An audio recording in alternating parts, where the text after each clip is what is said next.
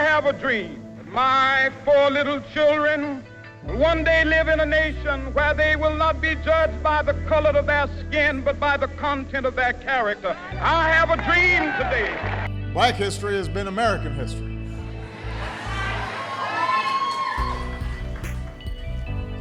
We're the slaves who carried the stone to build this White House. The soldiers who fought for our nation's independence, who fought to hold this union together, who fought for freedom of others around the world.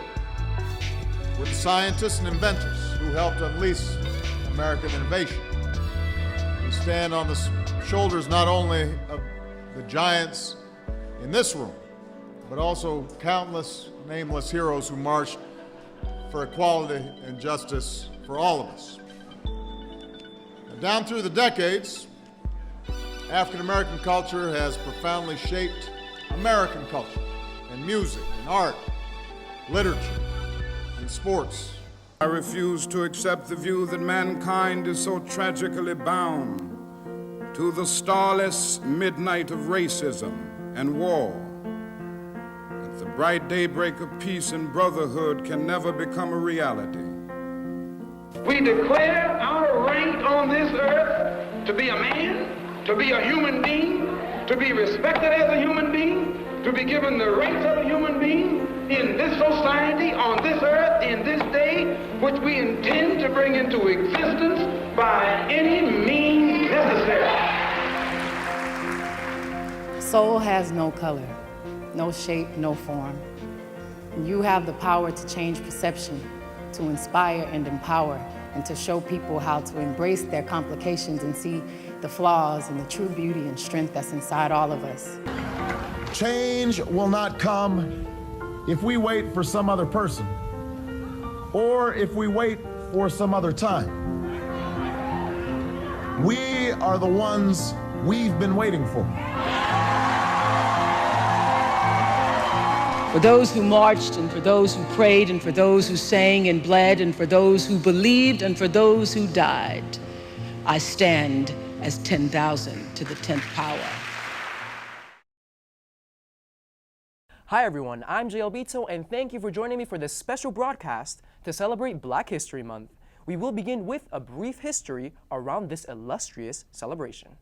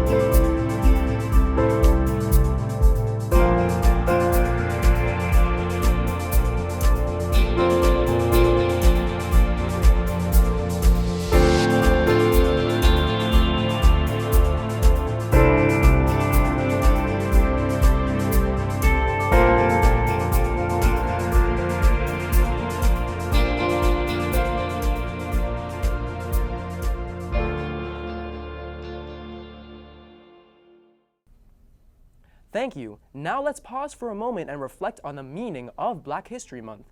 We heard from several students who offered insight into what Black History Month means to them. What Black History Month means to me is that all people are created equal and treated as equal, no matter the color of their skin or their race. And it's also important to me because at a time when many black leaders were pushing for equality, and ultimately they believed in equality, even if it meant that they would lose their lives and be murdered. They still pushed it because they had believed in faith that one day we would all be equal and united together.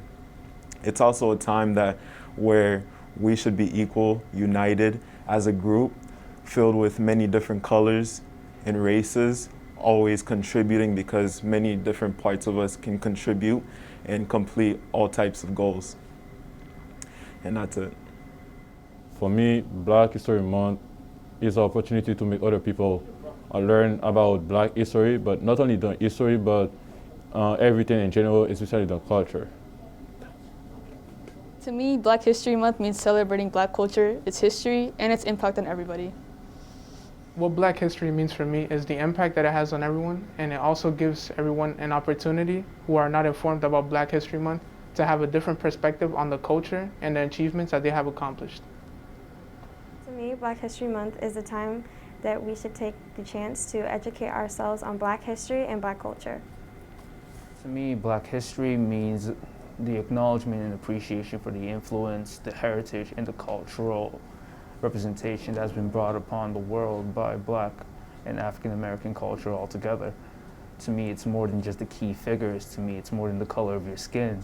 To me, it's what you want to be and who you want to be in the world we live in today, thanks to what the work that has been paved through the road from our Black ancestors, and what we want to see in the future based on Black excellence. To me, Black History Month is an opportunity to reflect on the contributions and challenges of Black Americans throughout history. This is also a time to highlight their countless successes and accomplishments throughout our history. What Black History Month means to me is a culmination of the long and very tiresome history of the African American experience in this nation. For centuries we have existed here, first as slaves, and then as people denied the same status as those of a different color than ourselves, and then finally as the survivors of centuries of abuse and indignations. Black History Month is in a way a representation of the fact that we are human beings who contribute to this society. And despite the fact that it's been denied that we contribute anything of worth to it, we do. And now is the time when we recognize the achievements of the members of our race who have done great things in spite of the repression we have faced from those who refuse to acknowledge us as human beings. I think any History Month is a way of showing how our history, how we as people evolve into the world. We all have different histories, we all have different pasts, but it does teach us how to give us a good future for the next generation and also for the current generation. And especially Black History Month, it shows the struggles that a lot of our ancestors and past people have went through just to get freedom and justice, and to get an education and to live their lives as they want and live their lives as we so call the American dream. And I feel like that is one reason why I love Black History Month, and Black History Month is very much of an important thing to me. What it means to me is all of the contributions that Black Americans have made for all the different cultures and ethnicities to come together as one whole community. Wow, that was powerful. Thank you to all the students who offered these compelling remarks. This would not be a celebration without some performances. With that, we will turn it over to Mr. Bell, Mr. Fiorentino, and students in the music department.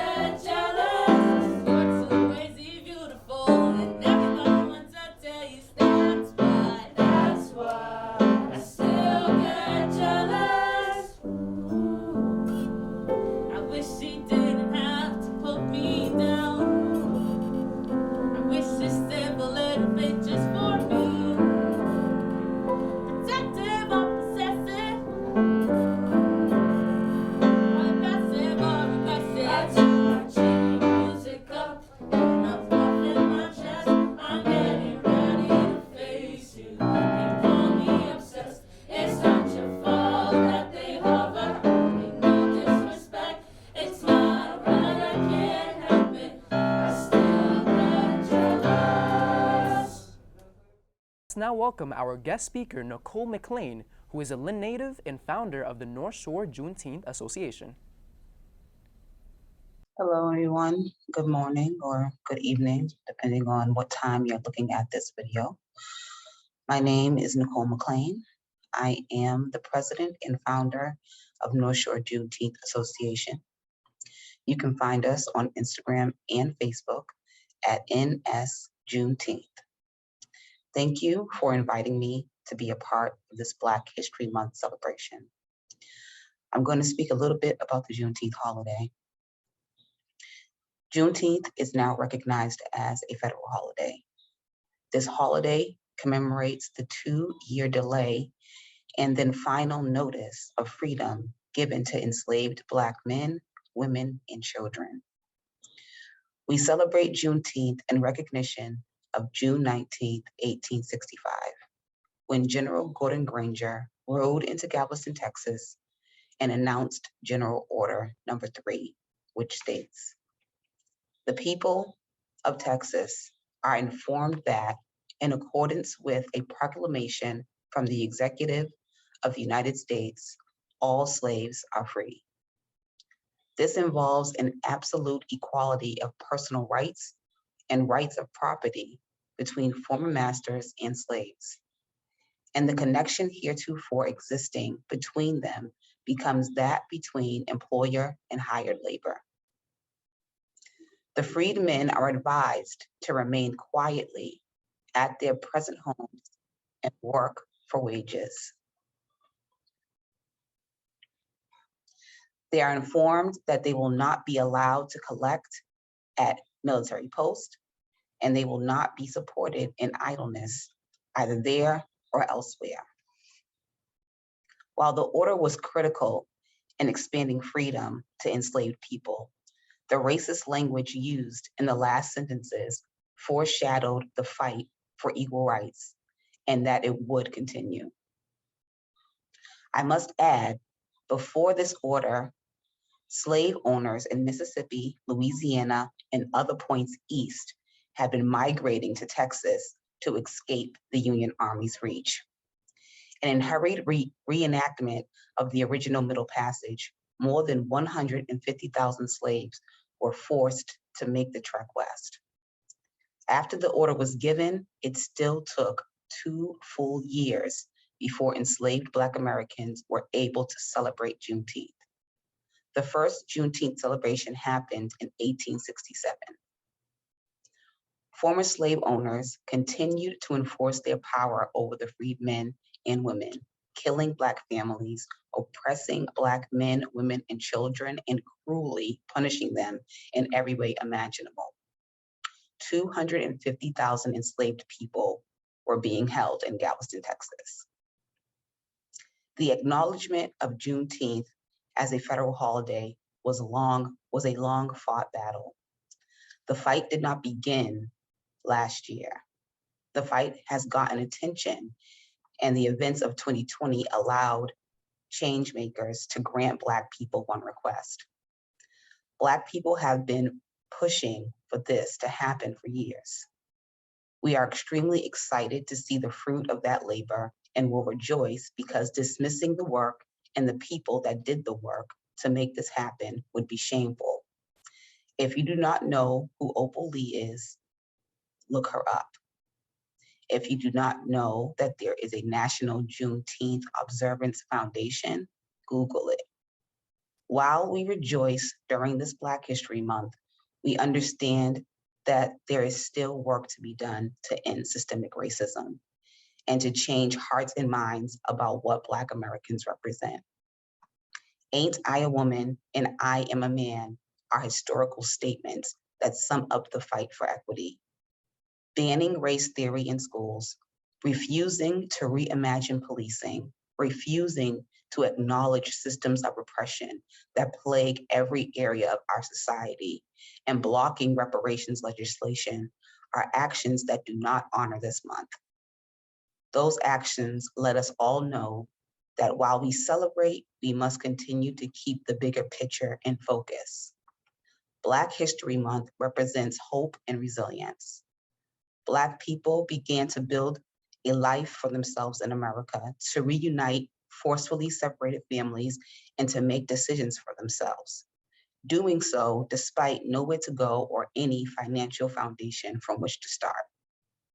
Celebrate Black History Month by acknowledging how far we have come, but continue to educate yourself so that you can be a part of achieving a more equitable world. Happy Black History Month.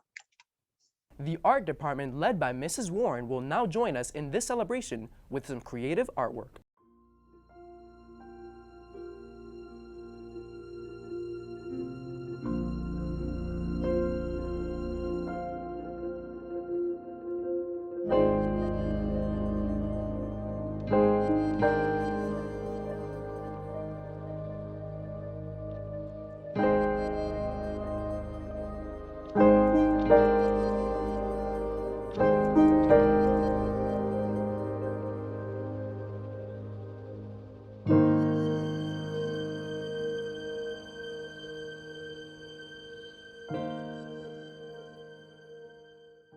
Let's now turn it over to senior Wesley Perez, who has prepared a special poetic piece. What we run from. Exactly what you run from, you end up chasing. I ran away from who I am many years ago instead of facing it. It's like a pair of jeans that don't fit. Intersectionality runs through my veins. Intersectionality causes my pain. How can one be queer and Black? The Black community turns their back. How unlucky does one have to be colored, a migrant, and queer, having to live in constant fear? Or should I be proud, to live my life out loud? I have nothing to be proud of but that I'm still alive to this day. All the times I've prayed the gay away. Forgive me, God, because I have sinned. I'm sorry, officer, that I am dark-skinned. It's not a phase. I know who I am. I carry the luggage of the Africans of the diaspora. I carry the pain of the colored folks who couldn't live, vote, or learn equally, and this was allowed legally. Jim Crow said no Blacks allowed, and they lynched us in front of a crowd. The worry and distraught of the undocumented people stay within my brain. This is pain, that I made it here safely and other people have to get hurt. We don't deserve to be unheard. The thousands of undocumented kids at the border deserve justice. We have to fight this. The fierce spirit of love and freedom burst out of me because of the queer folks who weren't free. Stonewall started a revolution. They knew how to challenge the institutions. They said silence equals death. I'd rather be dead than have my mouth sewed up with a thread. America despises Black people, queer people, and immigrants. We'd rather be discriminant. America would rather build walls than build a bridge to provide safety to the world. Intersectionality runs through my brain. Intersectionality helps me gain strength, gain love for the people who hate me again and again. People who want me dead. Open your mouth, you might get a thread. I didn't choose to be Black, queer, or an immigrant. I guess you can say it chose me. Maybe this was a gift from God herself. Maybe she blessed me with her spiritual wealth. Maybe I was a curse, or maybe I was rehearsed. Maybe I was made for a reason, to live life and express who I am. I am Afro-Latino, a descendant of Tainos and West Africans. I am an immigrant. I am queer. I have set myself free, and there's no longer room in my heart for fear. We will now hear from a few students who will recite some inspirational poems. Hello, my name is Kimberlyn, and I'll be reading The Giver by James Baldwin. If the hope of giving is to love the living, the giver risks madness in the act of giving. Some such lesson I seemed to see in the faces that surrounded me, needy and blind, unhopeful and unlifted. What gift would give them the gift to be gifted? This giver is no less adrift than those who are clamoring for the gift. If they cannot claim it, it is not there.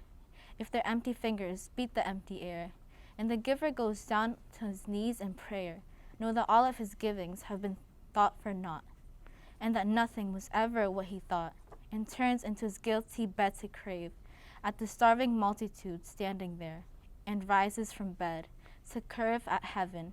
He must yet understand that who much is giving, much will be taken, and justly so. I cannot tell how much I owe. Hello, my name is Ashley, and I'll be reciting Black History Month by Nikki Giovanni.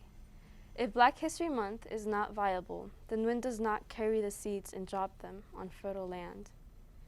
Rain does not dampen the land and encourage the seeds to root. Sun does not warm the earth and kiss the seedlings and tell them plain. You're as good as anybody else. You got a place here, too. Hi, my name's Mariah, and I'm going to be reading Dreams by Langston Hughes. Hold fast to dreams, for if dreams die, life is broken-winged bird that cannot fly.